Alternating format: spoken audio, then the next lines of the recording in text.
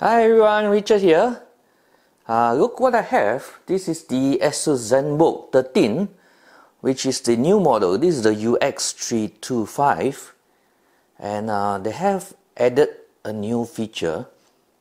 We'll talk about it afterwards. Let's have a look at the design first and see what the ports that they have with this.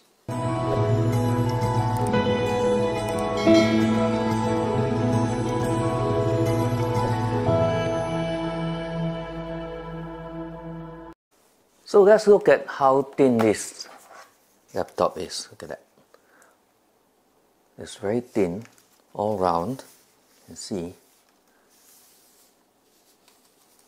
It's only 13.9 mm thick. So it's actually very thin. And it only weighs 1.07 kilograms. So this is very ultralight laptop with the nice chassis. And let's have a look at the ports. So on the left side we have the usual HDMI. It's a full-size HDMI. You don't need a dongle with it, so you can put in the full HDMI port.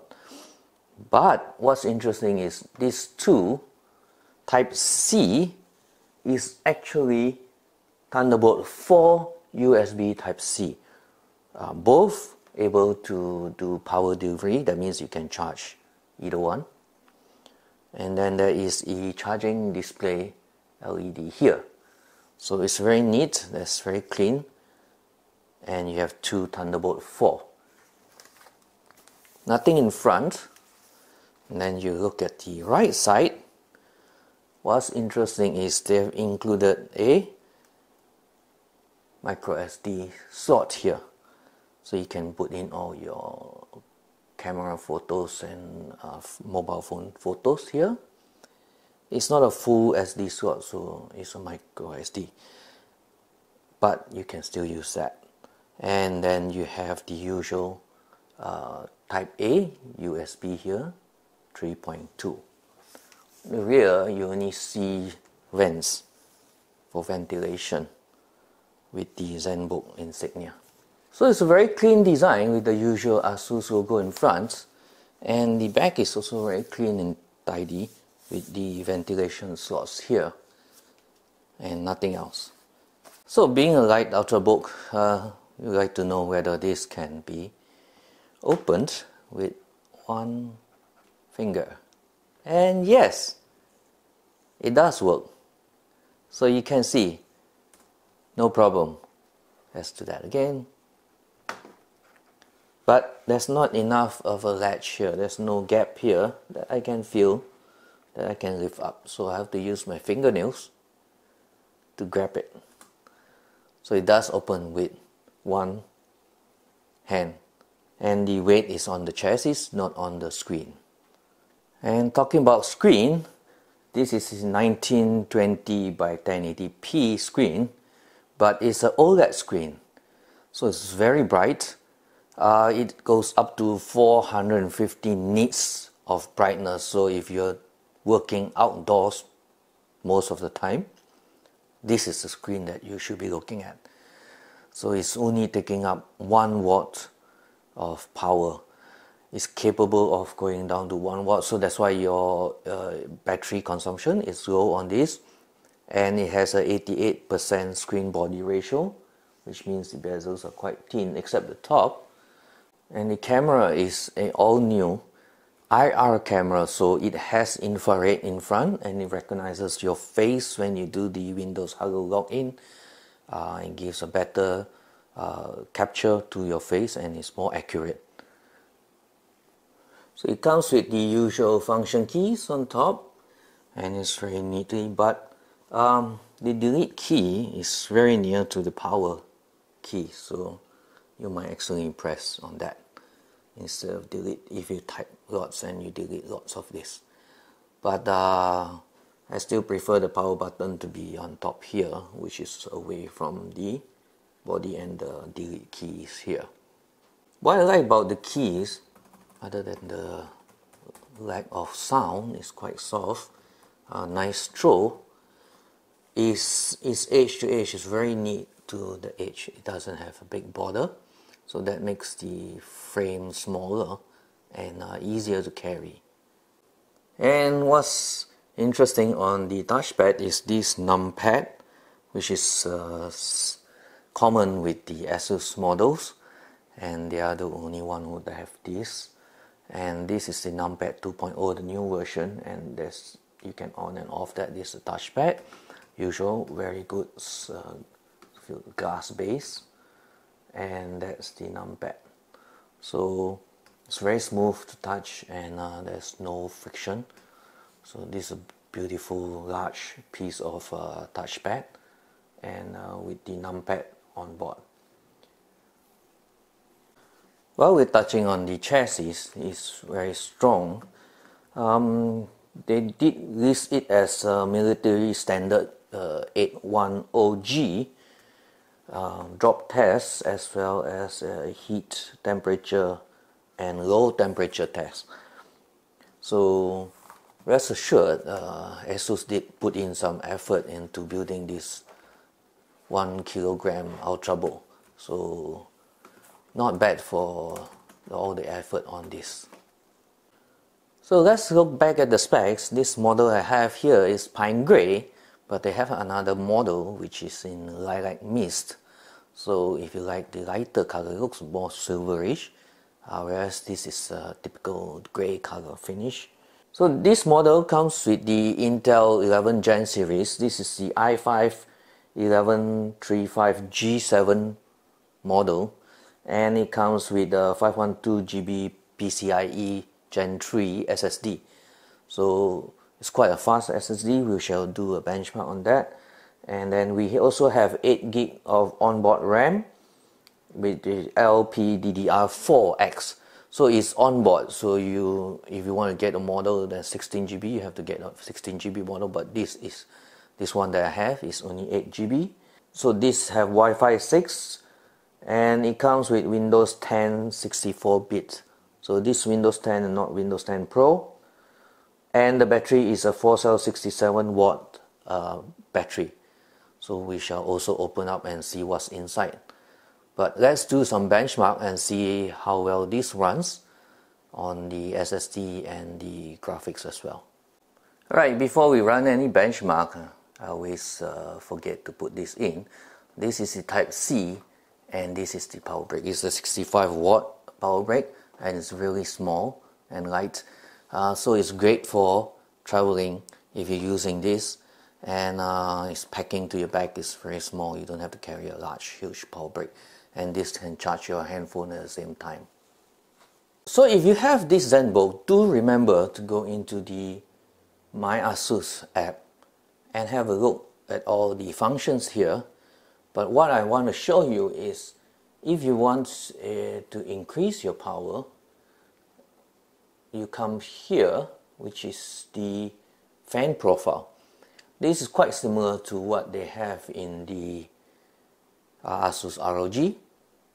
So you have the whisper mode, standard mode, and performance mode. So I'm going to do benchmark, so I'm going to put it on performance mode, and then you see fan profile set to performance mode. Because I would like to have the highest testing available, rather than having it throttle because the fan is not performing to its optimum setting. If you're using lots of spreadsheet and you're opening something heavy, not just gaming, maybe you could just switch to performance mode. And granted, maybe the fan will be slightly louder, but it's an ultrabook, you can't get really loud anyway. So do remember to change to performance mode if you really want to squeeze every ounce of performance out of the Zenbook. So there we have a crystal disc mark, and we can check on the 512GB SSD. It's 1008 reads and about 966 writes.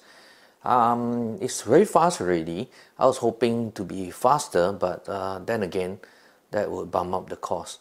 So generally, you can swap out this SSD for faster SSD, and you can hit at least about 3000, 2000 above, 3000 read, and about 2000, 3000 write. That will be a really fast SSD. but then again, this is considered already fast. So let's do a quick screen brightness test. I've already jacked it up to the max, 100%. My ambient light is about 300, and let's see what we're getting here. So it's 399, it's about 400.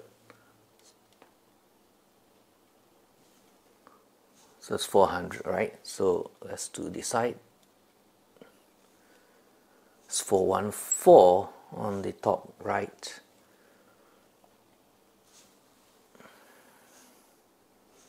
It's 358 on the bottom left. It's 400 on the right. It's 389 on the left. I'm suspecting the right side is brighter.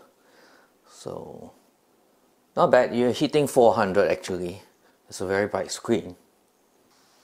Right, while it's running the benchmark, you can hear the fan.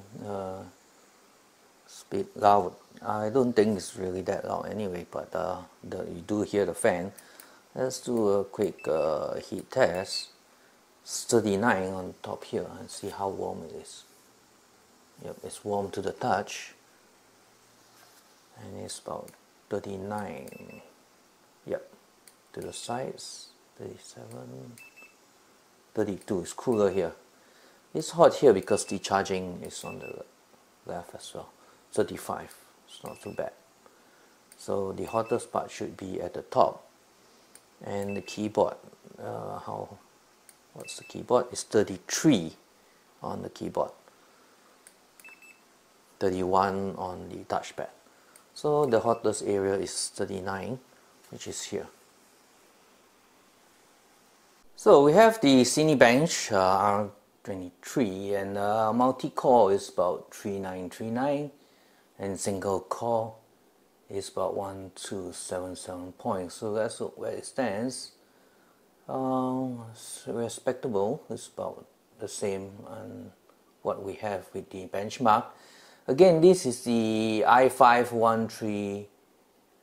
Again, this is the i5-1135 G7 11 Gen Core i5, but it has a 4-core and 8 threads only. So, but running at 2.42 GHz.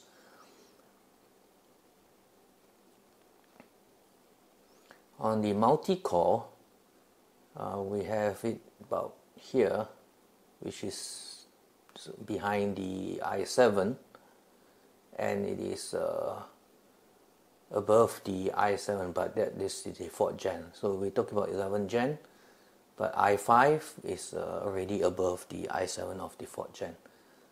It's not bad. Good benchmark for an Ultrabook, and a slim one to boot that.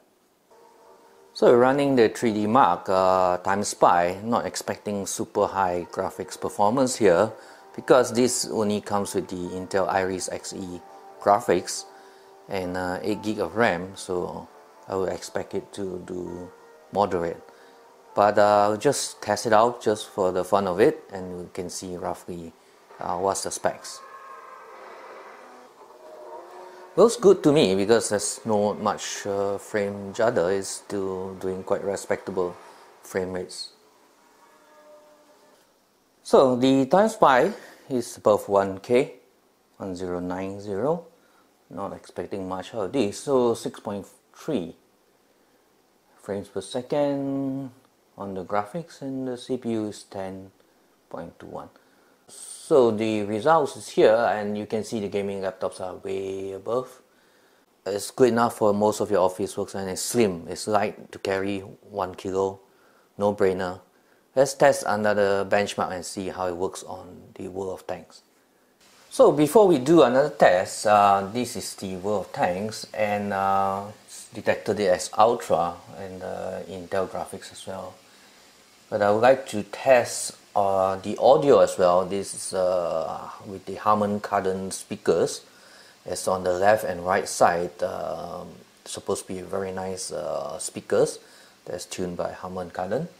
And you can hear, I already turned up the volume to 80%, and we'll try it out the audio as well as the benchmark on this as well. So if you can see, I've got the benchmark system here, looking at the frames per second and the processor speed and the heat as well.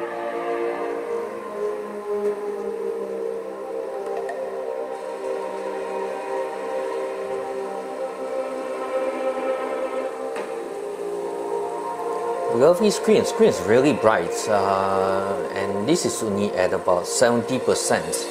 You put it at 100%, it's very bright, good for outdoors. So if you're an outdoor person, this Ultrabook really suits you well. So it's the 8 gig of RAM already used up to 81%. Definitely you need a 16 GB if you're really doing a lot of heavy workload. And Intel graphics is sharing the RAM. 16 GB would be wonderful for this Ultrabook.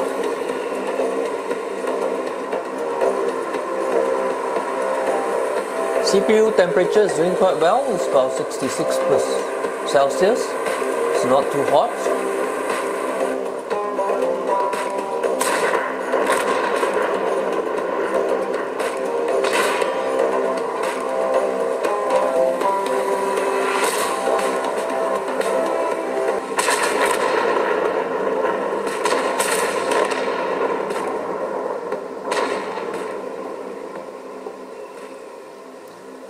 Quite impressed with the audio. It does sound good. Doesn't sound tinny. It's quite full. Not bassy, but the sound doesn't sound like it's from a tin can. So it's quite good. The results is 3755. I'm interested to see if I do this in the non-ultra mode. And I think would be the medium setting would be great. I'll just run that just for fun.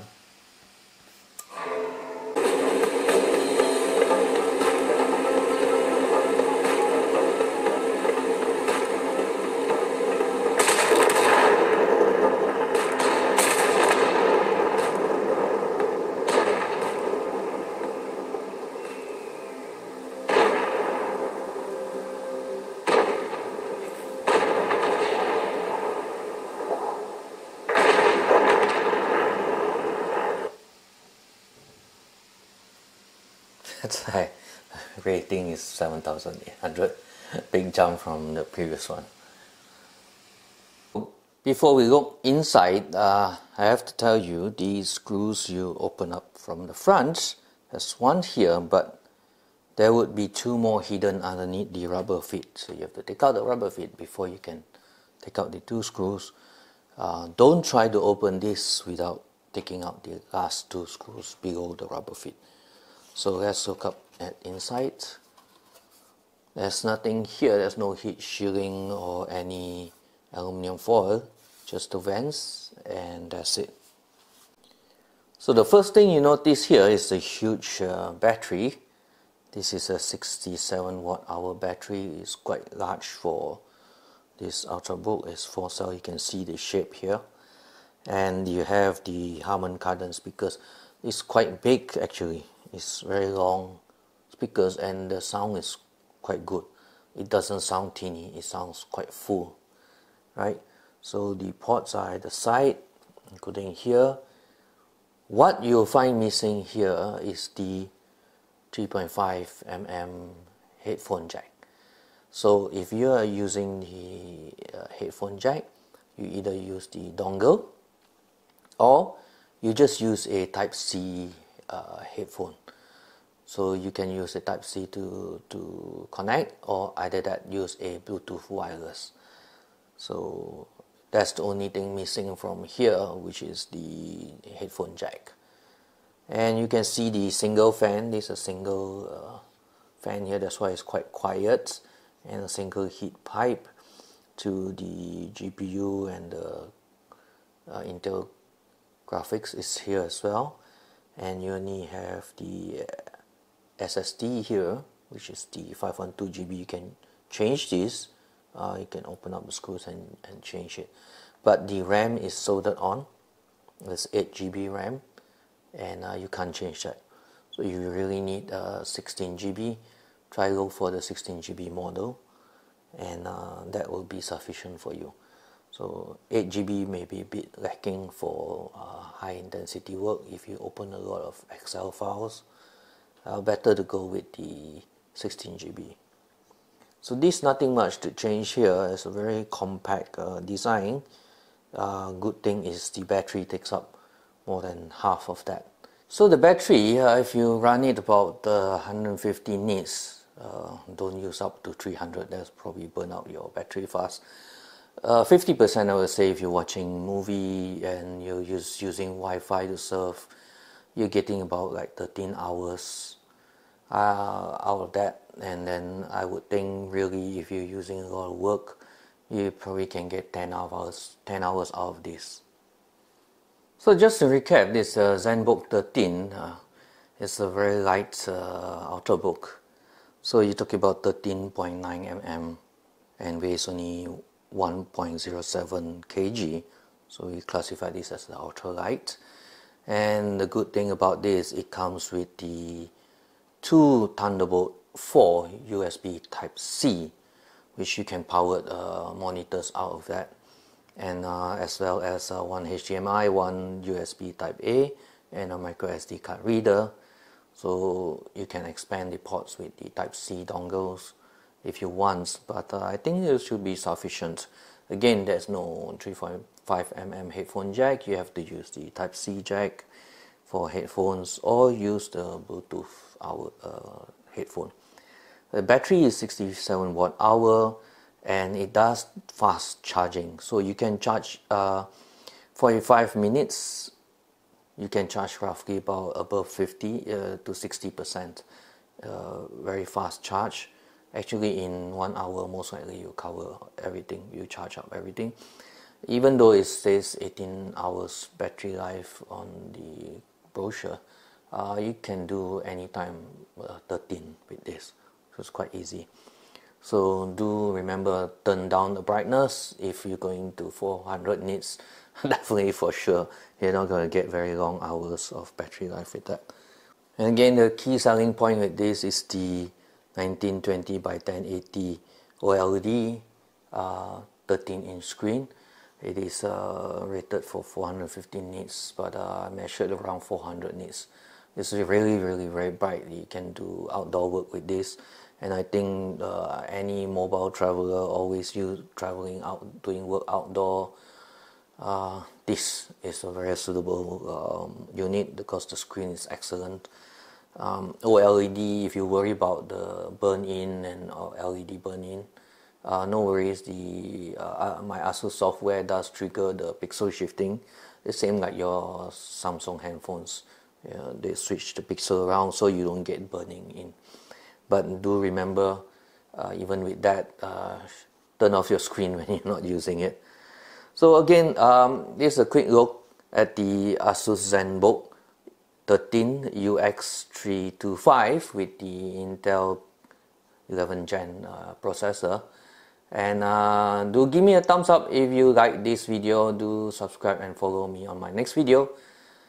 Stay safe, everyone. I know it's been hard times, and do take care, and take care of your family. See you. Bye. Have a nice day.